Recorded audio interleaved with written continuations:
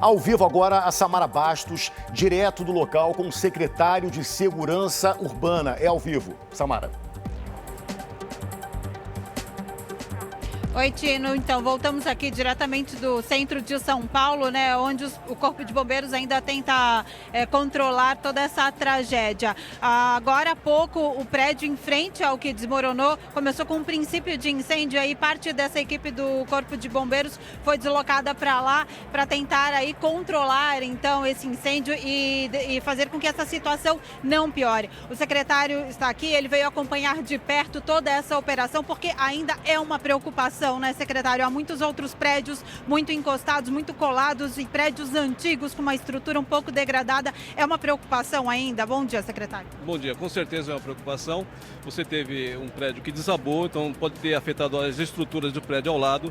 Preventivamente, os prédios ao lado foram evacuados. Então, estou montando uma força-tarefa agora com engenheiros da prefeitura, todos os engenheiros das prefeituras regionais de plantão virem para cá, para que a gente possa fazer uma avaliação em todos os prédios ao lado para saber efetivamente que tipo de dano possa ter causado e se existe algum tipo de risco. E se existir algum tipo de risco, ninguém volta para esses prédios. Então, é uma avaliação técnica de engenheiros da prefeitura que serão feitas tão logo o bombeiro libere a área para o trabalho da Defesa Civil. É uma avaliação técnica, imagino eu, que vai demorar algum tempo, né? Porque a gente percebe esse primeiro prédio aqui, por exemplo, logo de cara já dá para ver que ele tem muitas rachaduras, né, secretário? Exatamente. Nós que não somos técnicos no assunto, percebemos que existe uma rachadura. Os engenheiros vão avaliar que tipo de comprometimento que esse tipo de rachadura traz, quais os riscos envolvidos e a partir desse momento tomaremos medidas para mitigar os possíveis problemas que possam ser causados. Bom, o secretário responde também pela Defesa Civil. Secretário, como é que essas famílias estão sendo atendidas neste momento? O que é que a Prefeitura, a Secretaria está fazendo para abrigar esses moradores? Na verdade, a Defesa Civil é um sistema, então a Secretaria de Assistência Social está aqui no terreno atendendo as famílias, são 91 famílias, 250 pessoas sendo atendidas, com cobertor, com colchão, com água, com alimentação, para poder, de algum modo, poder mitigar os problemas que estão tendo. Serão levadas para um abrigo da Prefeitura, aqueles que aceitarem, e o trabalho todo da Prefeitura no sentido de poder acolhê-las. Bom, a Prefeitura já tinha uma noção desse real risco, secretário, disso que aconteceu essa madrugada? Veja, já vinha sendo feito um trabalho da Secretaria de Habitação junto aos moradores dessa edificação. O prédio é um prédio do governo federal. Existia uma negociação no sentido de que esse prédio viesse para a Prefeitura, que aí nós poderíamos tomar as ações judiciais, como reintegração de posse, por exemplo. Mas existia um cadastro das famílias que aqui habitavam, a habitação fazia esse cadastro, esse acompanhamento. Evidentemente, essas coisas aconteceram, o incêndio começou pela madrugada. Felizmente foi possível que a grande maioria das pessoas saíssem disso, então a nossa expectativa é que não tenha muitas pessoas embaixo dos escombros. Vamos aguardar o trabalho do Corpo de Bombeiros e vamos dar todas as assistências àquelas famílias que foram desabrigadas.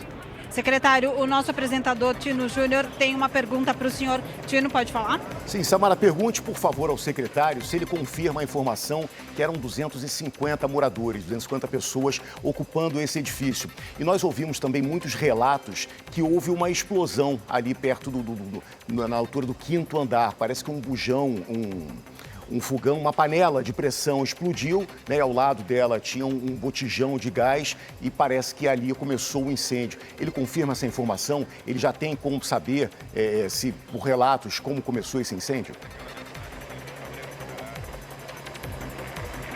Secretário, o Tino pergunta o seguinte: primeiro, a Prefeitura confirma, então, são 250 pessoas que moravam nesses prédios, né? Isso de acordo com os relatórios da Prefeitura.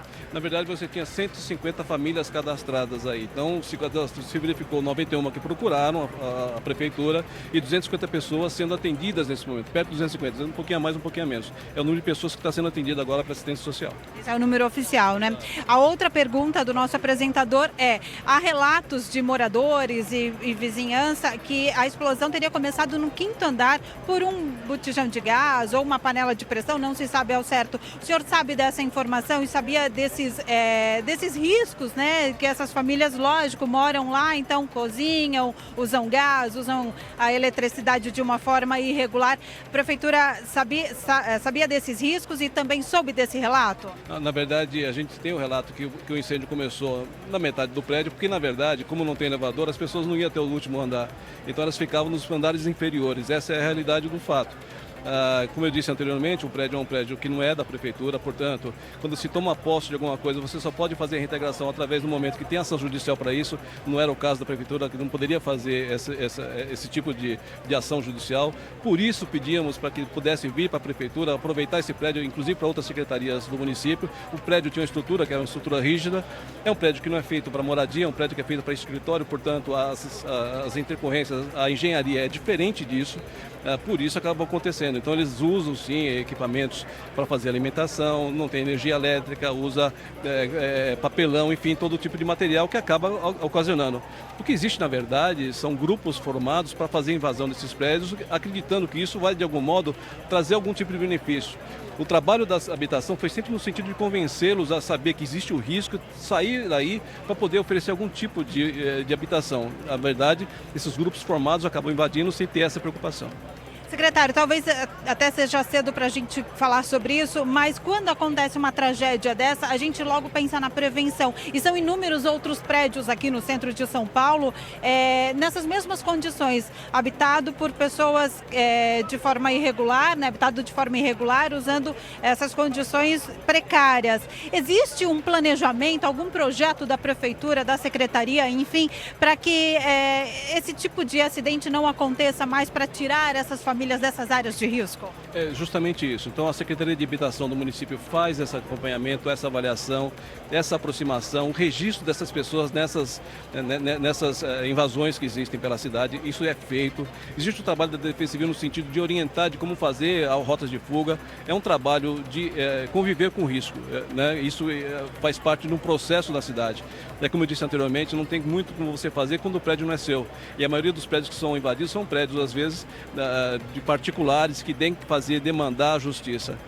Quando existe invasão de prédios no município, hoje, com o apoio da Polícia Militar, da Guarda Civil, a gente faz o esforço imediato. O que é isso? Invadiu, a gente logo nos primeiros momentos tenta tirar as famílias, faz esse convencimento e tira as pessoas, evitando que essas pessoas fiquem nesse lugar. Então, o que tem que ter é um olhar para a cidade, sempre que há essa invasão, rapidamente agir e tirando essas pessoas. Isso a gente tem feito desde o início da gestão, com as invasões que acontecem pela cidade, vocês podem acompanhar pelos relatos da imprensa como acontece na cidade. Essas invasões são mais antigas, são invasões que já estão consolidadas com certas outras garantias que a gente tem do ponto de vista jurídico.